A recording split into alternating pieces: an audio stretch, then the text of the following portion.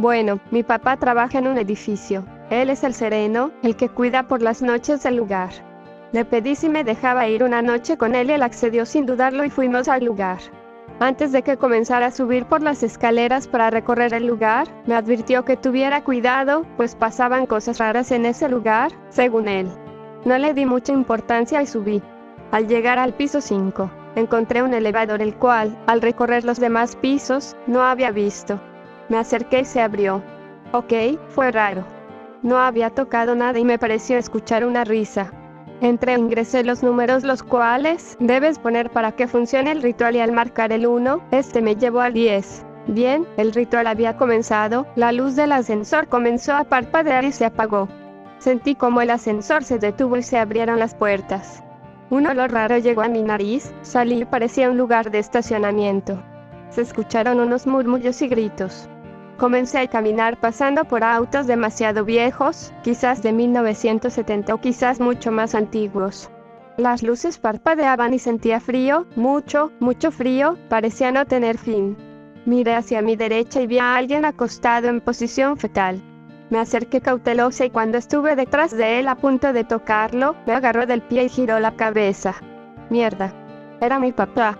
No parecía él y cada vez parecía transformarse en un monstruo. Me solté como pude y comencé a correr. Sentía como esa cosa me perseguía. Entré al elevador y presioné los botones muy rápido. Esa cosa había vuelto a tomar la forma de mi padre, pidiéndome auxilio, que lo ayudara y que no lo dejara ahí, pero sabía que no era mi progenitor, y las puertas comenzaron a cerrarse, mientras que los gritos de esa cosa cada vez se distorsionaban más. Cuando las puertas se cerraron completamente, me agarró un ataque de risa, no podía parar de reírme. Al estar de nuevo en el edificio, salí del ascensor y creí ver la sombra de un niño, pero la ignoré. Bajé todos los pisos hasta la cabina, en donde estaba mi papá y nos pusimos a conversar. Él me dijo que daría el último recorrido de la noche. Lo vi comenzar a subir las escaleras y le grité: "Para, ¿por qué no usas el ascensor?" Y la respuesta que escuché me dejó helada y pensativa. ¿Qué ascensor?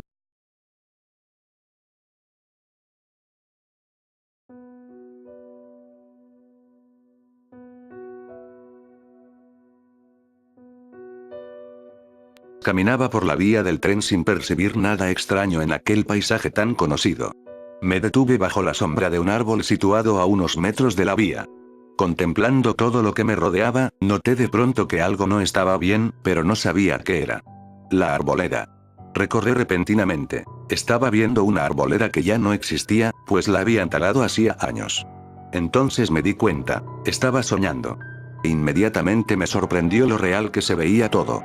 El día resplandecía de luz, el cielo estaba celeste, y los campos de los alrededores eran iguales a los de la realidad. Observé la corteza del árbol, los detalles de sus hojas, todo era muy real. Maravillado, curioso y algo extrañado, volví a la vía y seguí caminando. Un poco más adelante llegué frente al terreno prohibido. Aquel lugar no tenía nada de especial, pero como un cuidador y sus perros no permitían entrar en allí, tenía el encanto de lo prohibido. En el sueño, entre unos eucaliptos se veía parte de la casona del lugar, igual que en la realidad, mas no se veía la del cuidador. Observando desde otro ángulo comprobé que no estaba. Sentí ganas de entrar al lugar, sobre todo por curiosidad. Quise hacer un pequeño experimento. Me parecía lógico que tuviera guardada en mi mente una imagen clara de todo aquel paisaje, porque había andado muchas veces por allí, pero del terreno prohibido solamente conocía lo que veía desde la vía. Al entrar allí mi mente inventaría un paisaje. ¿Sería este tan realista como el que me rodeaba? Tuve que cruzar el alambrado como si este realmente existiera, lo miré un instante y seguí. Al caminar entre los eucaliptos me asaltó una duda. ¿Y si aparecían los perros?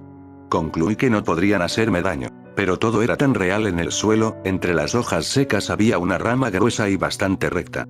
Aunque aquello fuera un sueño, no estaba de más un garrote. Lo levanté y seguí rumbo a la casa. Al hallarme frente a la fachada quedé sorprendido. Nunca había visto una casa así, sin embargo allí estaba, llena de detalles. Tenía grietas en el revoque, los vidrios de las ventanas reflejaban los árboles, a una parte del cielo, y en la base de la pared crecían los pastos. Algunas partes estaban manchadas por el tiempo, todo muy real. La puerta se encontraba entornada. Miré hacia adentro, el lugar estaba vacío, sin muebles. Entré. Era una sala grande. En el fondo había una puerta cerrada, en uno de los lados se abría la boca de un corredor que se extendía hacia la oscuridad. Al escuchar algo que vino de arriba levanté la vista, y en el techo levitaban varias personas horrendas, o monstruos, tendría que decir. Flotaban horizontalmente, con la espalda hacia el techo, y todos me estaban mirando. Al verse descubiertos se lanzaron hacia mí en tropel, volando con los brazos estirados como para agarrarme. Reaccioné antes de que me alcanzaran. Salí disparado de allí. Ahora estaba de noche. A pesar de la oscuridad distinguía suficientemente los troncos de los árboles como para no chocarlos en mi huida. Al voltear vi que me iban siguiendo. Tenía el garrote en la mano, y de alcanzarme aquellas cosas lo hubiera usado para defenderme, pero aunque volaban cerca no me agarraban. Nunca había sentido tanto terror en una pesadilla. Atravesé la arboleda a los gritos, con aquellas cosas persiguiéndome. Alcancé a entrever el alambrado. Solté el garrote para que no estorbara y crucé el alambrado de un salto. No llegué a tocar el suelo, me desperté en ese momento. Estaba tan asustado que no intenté dormir de nuevo. El recuerdo de la pesadilla me turbó durante varios días, fue tan real. Aunque presentía algo terrible fui igual hasta aquella zona, no sé bien por qué. Desearía no haberlo hecho. Estando frente al terreno prohibido vi, tirado cerca del alambrado, a un garrote muy parecido al que cargué en la pesadilla.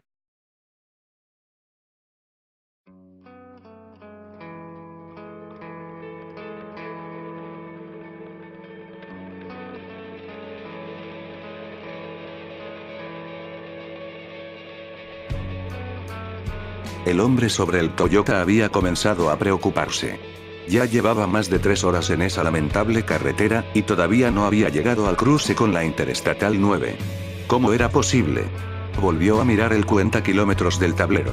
Según las indicaciones, había recorrido unos 60 kilómetros desde que saliera de la última estación de servicio, cosa que según el mapa era imposible.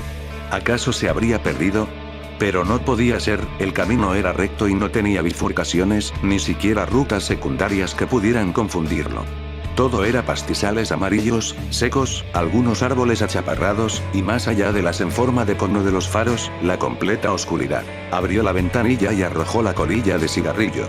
Regresó su mirada al tablero, justo en el momento en que el 4 digital daba paso al 5. 65. 65 kilómetros. Era hora de parar y pegar la vuelta. Aunque el camino era tan estrecho que de momento le era imposible hacerlo.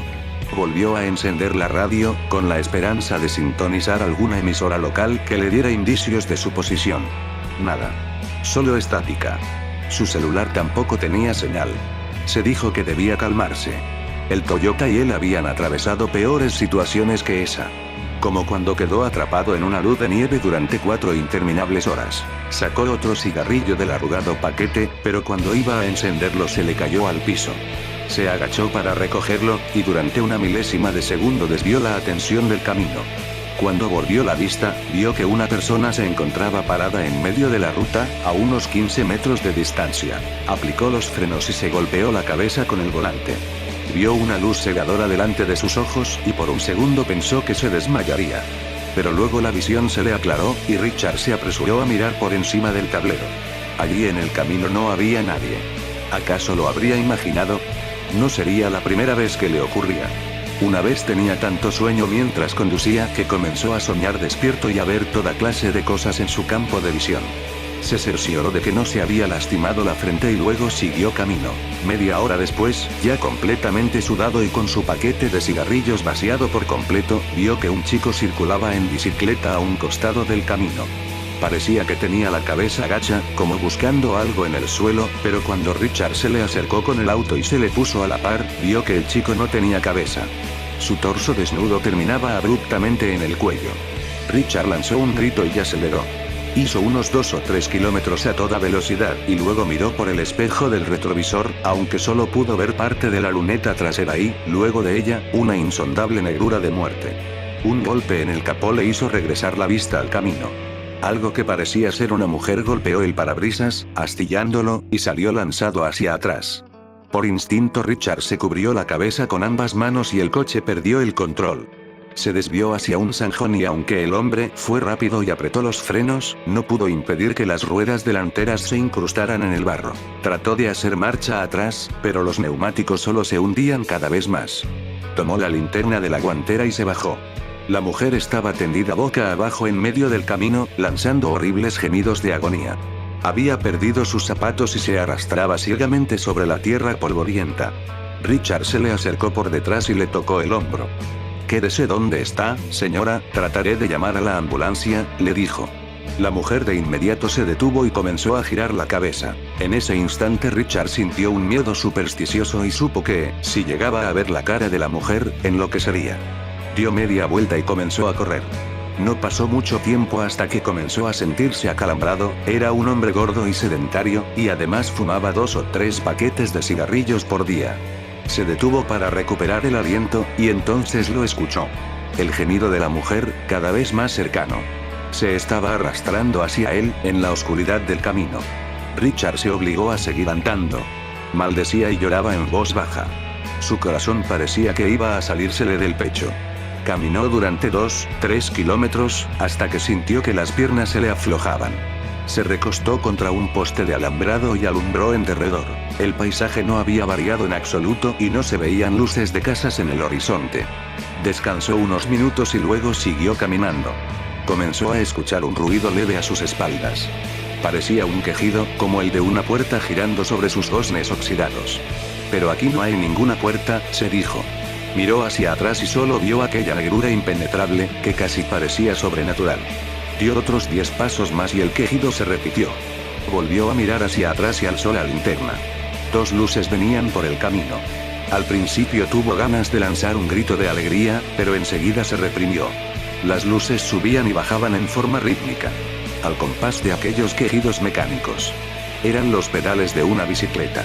Un niño sin cabeza venía montándola. El hombre lanzó un graznido y se volvió para seguir corriendo. No hizo más de 2 pasos cuando sintió que su corazón parecía encogerse y agarrotarse dentro de su pecho. Las piernas y todo su cuerpo le falló, y Richard cayó pesadamente sobre aquel camino endemoniado. Se despertó en la sala de un hospital. Le habían insertado tubos y cables por todos lados, pero pese a ello Richard no pudo reprimir las lágrimas de alivio. Había sobrevivido y lo peor había pasado. Una enfermera que escribía en una planilla vio que se había despertado y le sonrió. Buen día, señora Burke. Bienvenido al Hospital de Buena Esperanza. Richard quiso decir algo, pero se sintió incapaz de hacerlo. De todas maneras, la enfermera dejó de prestarle atención cuando ingresó a la sala de terapia intensiva, una camilla manejada por 2 paramédicos. Arriba de la camilla iba una mujer, que se retorcía de dolor y lanzaba horribles quejidos. El alivio que Richard sentía se trastocó en horror. Era la mujer que había atropellado en la ruta. Por palabras de los médicos, comprendió que la mujer acababa de ser atropellada por un camión, y tenía nulas posibilidades de sobrevivir, porque la habían reventado por dentro. 2 horas después ingresó a la sala de urgencias un chico. De su cuello manaba una impresionante cantidad de sangre. Estaba andando en bicicleta, murmuraron las enfermeras, cuando un ventanal desprendido de una obra en construcción por poco no le cercenó la cabeza. Pusieron al chico en una cama cercana a la de Richard y trataron de reanimarlo, pero fue inútil. Los médicos cubrieron la cabeza del muchacho con una sábana y se marcharon de la sala. Richard quedó mirando la sábana, sin poder apartar la vista de ella. Al rato la sábana, muy lentamente, comenzó a deslizarse hacia abajo, y el chico giró la cabeza casi desprendida del cuerpo y le dijo: Tú serás el próximo. A la noche, Richard tuvo el segundo y definitivo ataque cardíaco, y su alma regresó a la carretera, donde aún hoy en día sigue anunciando la muerte y el horror de los ocasionales viajantes.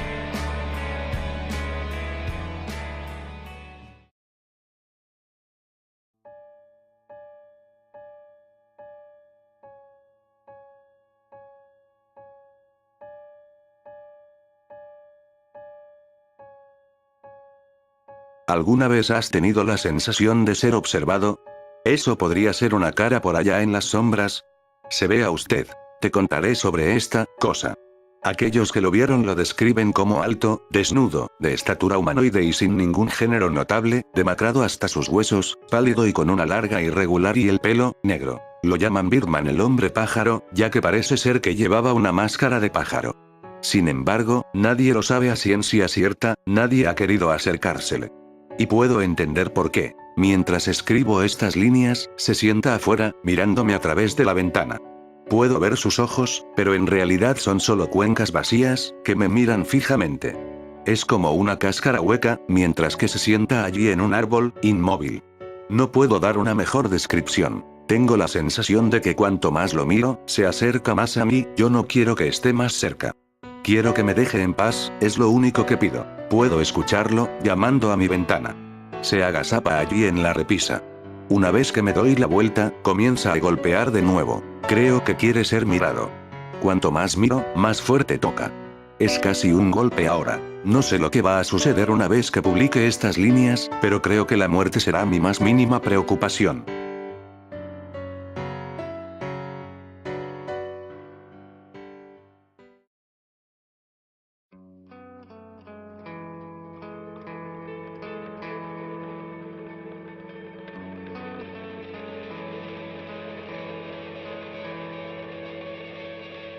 Cuando Hitler se apoderó del territorio polaco en 1939, el Tercer Reich aún no se interesaba demasiado en los experimentos científicos en humanos. Esta política cambió tras la invasión a una pequeña aldea polaca. Para 1940 organizaron un experimento con una duración de 5 días, lo llamaron efecto Gunschau.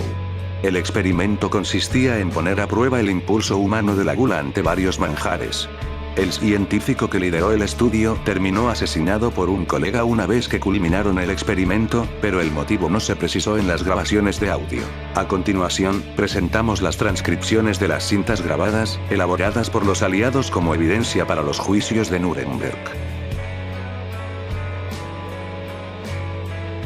Habla el Dr. Klaus Gunschau. Me encuentro junto a mis colegas médicos, Joseph Fuhrmein y Victor Berlens. Hoy daremos inicio a un estudio con una duración de 5 días para ver si la gula se antepondrá a la dignidad propia.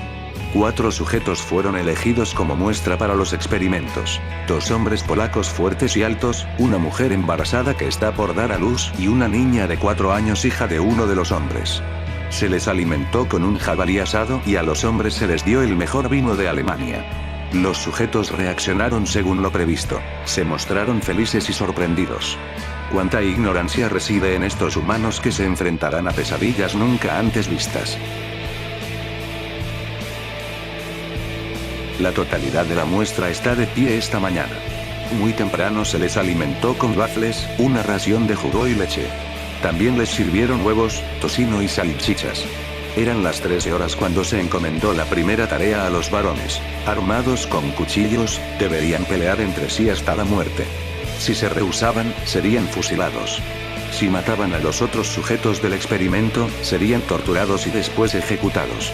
Según lo previsto, ambos cooperaron y el padre de la niña terminó perdiendo. La mujer y la niña no dejaban de llorar debido al conflicto, por lo que los científicos desactivaron el micrófono. 2 guardias arrastraron el cuerpo del hombre muerto. A los 3 sujetos restantes se les preparó un guisado para la cena. Además, hubo un ingrediente extra en la comida. Los sujetos de prueba se levantaron muy temprano esta mañana. Cada uno se hizo merecedor de un croissant con una salsa a base de mantequilla de ajo. No se le suministró ninguna droga al hombre durante la noche. Se trata de un experimento mental, sin variables de este tipo permitidas. La siguiente prueba del varón empezó a los 13:45 horas. Un médico entró a la habitación para auxiliar a la mujer que estaba en labor de parto. El hombre, creyendo que la fuente se había roto, obedeció las indicaciones. Sobre la mesa de la habitación se dejó un bolso inmediatamente después de concluido el parto. En privado, se le instruyó al sujeto varón para que extrajera el corazón del bebé y lo consumiera. Considerando las otras posibles alternativas, estuvo de acuerdo gracias a nuestra fuerte persuasión. Al entrar en la sala, el hombre abrió el bolso y, sin revelar el contenido a la madre, notó varias herramientas quirúrgicas en el interior. Después de lo que pareció una plegaria, el hombre tomó al niño y lo golpeó en el pecho. Como era de esperar, el pequeño murió al instante.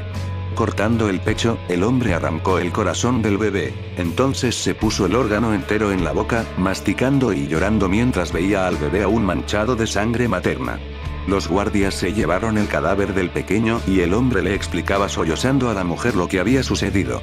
Desde mi punto de vista, no entiendo por qué los murmullos. Esto tenía que pasar con ese pequeño cerdito.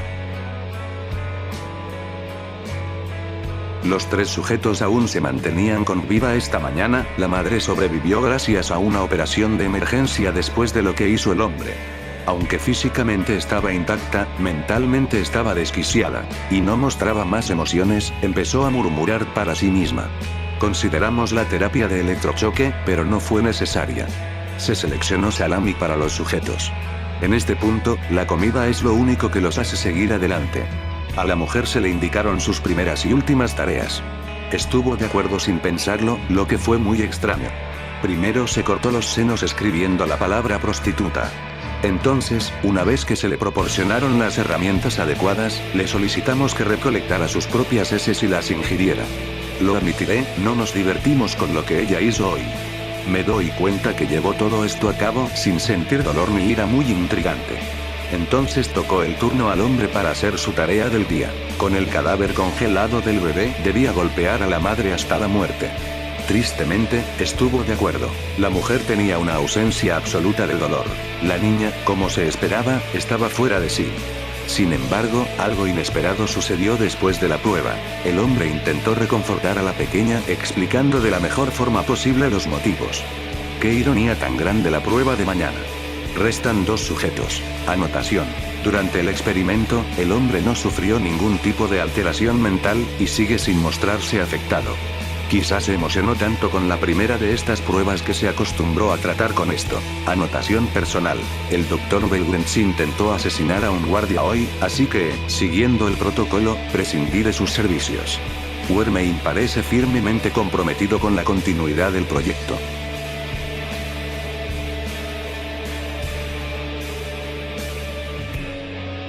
Ninguno de los sujetos durmió. Atormentados por las pruebas de hoy, se abrazan para sentir un poco de esperanza.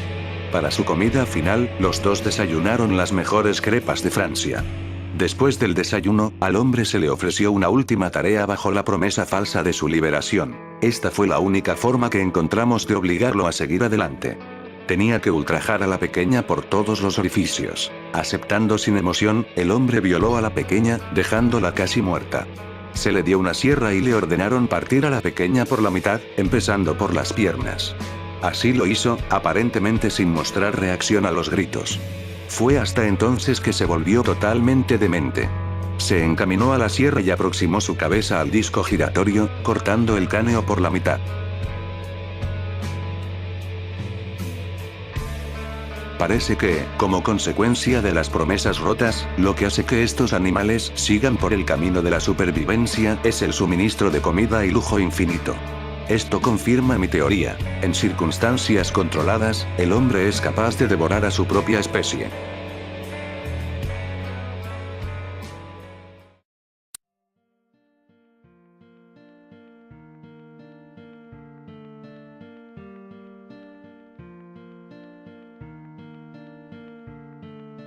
Siempre hemos pensado que nada nos es inaccesible, algo que a veces pienso que puede ser un fatídico error, bajar la guardia contra lo que desconocemos. Es cierto que ahora la calidad de vida y la tecnología han mejorado desde los últimos años, llegando incluso a la luna, algo que hace unos siglos anteriores era algo utópico, un sueño irrealizable. Esta ambición nos ciega. Son muchas las preguntas existenciales que cada uno nos hacemos y que por ahora están fuera de nuestro entendimiento. Si les soy sincero, prefiero no pensarlo. No existen palabras para definir lo que pasa más allá de lo que el razonamiento humano nos permite comprender, y si alguien lo ha intentado, tuvo que haber muerto en el proceso. Ahora, os relato desde mi carnal prisión del tormento lo que me sucedió hace unos días anteriores. Me llamo Luis Alberto Rubio, un guardia civil toledano, o eso era antes de estar como estoy ahora. Ya llevaba 7 años en el oficio con una aparente normalidad. Puede que a veces hubiera ciertos altercados delictivos, pero gracias a Dios nunca llegaron a haber muertos, menos en una ocasión que por culpa mía y de mis compañeros matamos a un ciudadano por equivocación, pero eso carece de importancia.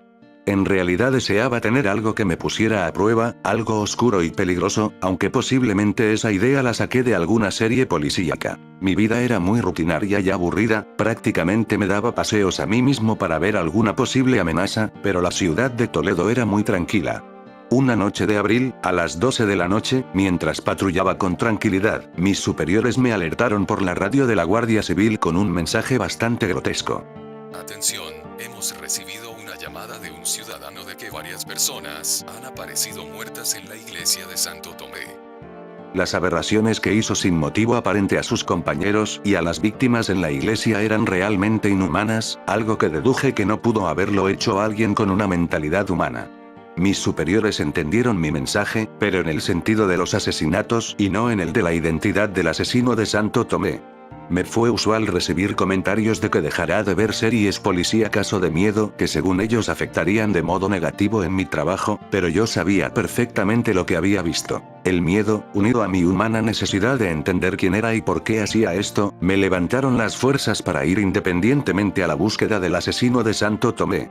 Conseguí camuflar mi presencia en el cuerpo policial y en el de la Guardia Civil para poder recibir alguna noticia sobre el asesino, y adelantarme. No fue tras 5 semanas hasta que recibí otra noticia y nuevamente misteriosa.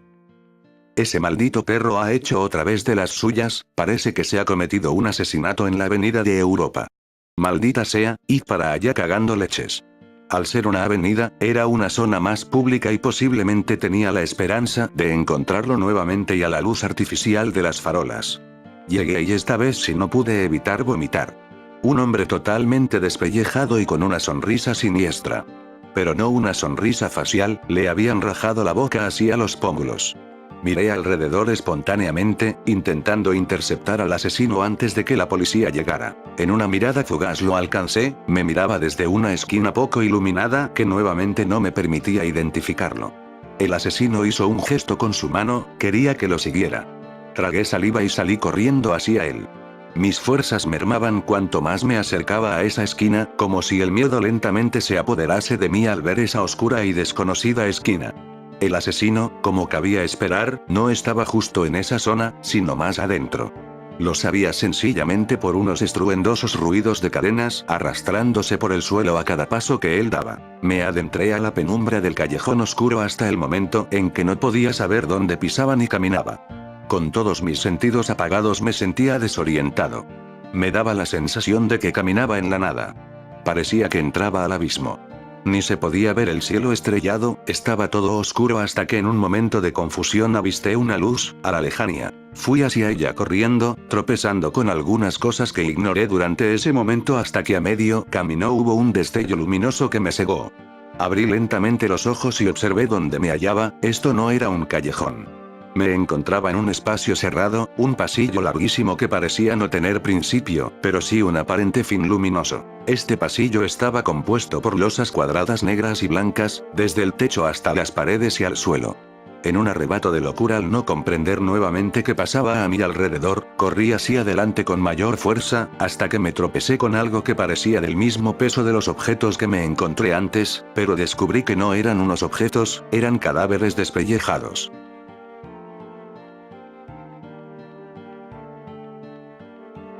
Antes de adentrarme, analicé la situación y intenté encajar algunos datos. La frase en la puerta del despacho, los cadáveres atados vivientes y la manera desconocida y dantesca de haber llegado hasta aquí, no pude encajar nada, pero sí analizar, posiblemente la respuesta estaba detrás de esa puerta. Agarré el pomo y antes de hacerlo girar escuché la risa con mayor potencia, haciéndome retirar la mano del susto y percatarme de que el marco cambió de mensaje.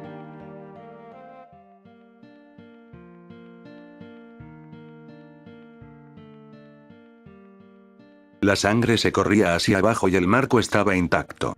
En un acto reflejo y por puro miedo lancé una patada a la puerta, derribándola y adentrándome en el despacho. Todo estaba oscuro y la sangre que encharcaba el pasillo también lo hacía aquí, menos lo que parecía ser una televisión de los años 50 o cercana a esa fecha. En la pantalla del monitor había una cara en blanco y negro que me miraba con una amplia sonrisa. Parte de su rostro no se veía, solo los pómulos, sus dientes, sus ojos y algunas partes de la cara que brillaban hacia un foco. Estaba justo delante de mí y yo no me atrevía a entrar. La cara pálida, posiblemente por la mala calidad de la televisión, empezó a hablar en un idioma que desconocía. Hablaba muy rápido y con los mismos intervalos fuertes y agudos cada 5 segundos, hasta que paró de golpe y sonrió, diciéndome en castellano. Esas frases sin sentidos me colocaron los vellos de punta, echándome hacia atrás para correr hasta que desde la habitación algo se me abalanzó desde esa penumbra inquietante.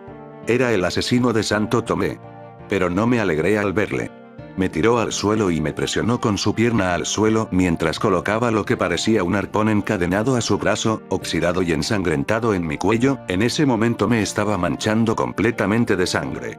A la poca luz de las ventanas podía observar cómo era, y nuevamente me arrepentí de ello. Su estatura se calculaba por los 2,20 metros, era realmente gigantesco, encapuchado como vi vagamente en la avenida de Europa, pero no con una capucha normal y corriente. Era una sudadera grisácea con capucha y con cremallera, que, de igual manera que el arpón, presentaba oxidación y manchas de sangre, pantalones vaqueros negros y desgarrados, guantes de cuero negro y manchados de sangre y estaba completamente descalzo.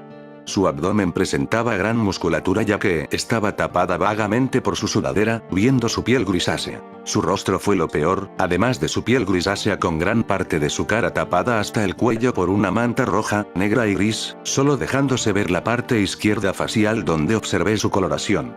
Pero lo más irritante era que tenía su único ojo visible, ya que el derecho estaba tapado, de color completamente blanco. Este alzó su brazo apuntándome con el arpón mientras pronunciaba: "La justicia es ciega". Lo que pareció una escena de terror aparentemente fue una pesadilla, pues me desperté en mi cama. No sabía qué pasó e incluso pensé que todo fue una pesadilla totalmente, hasta que encontré una foto colocada bajo mi almohada.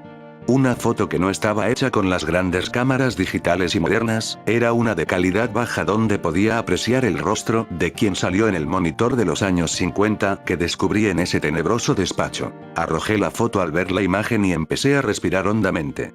Me lavé la cara, me vestí, pues estaba en pijama, de allí deduje que había sido una pesadilla, y me dirigí hacia mi cuarto nuevamente para abrir las ventanas y observar que era de día, exactamente las 12:20, lo que quería decir que llegaba tarde a mi trabajo. Me vestí torpemente y casi me caí en más de una ocasión por las prisas. Llegué a la oficina, posiblemente algo menos arreglado, pero no era consciente de ello, y me presenté ante mis compañeros de trabajo, aún impactados por la muerte de nuestros compañeros durante la noche pasada. Sus caras pálidas, mirando el inmóvil papel y con sus miradas tristes. Me senté en mi oficina y empecé a oír cómo algunos de mis compañeros decían que estas noches no pudieron dormir por una serie de pesadillas o malos sueños. Me levanté de golpe para escucharles mejor e implorar que repitieran lo que les había sucedido y todos coincidieron: pesadillas con los rostros del asesino de San Tomé.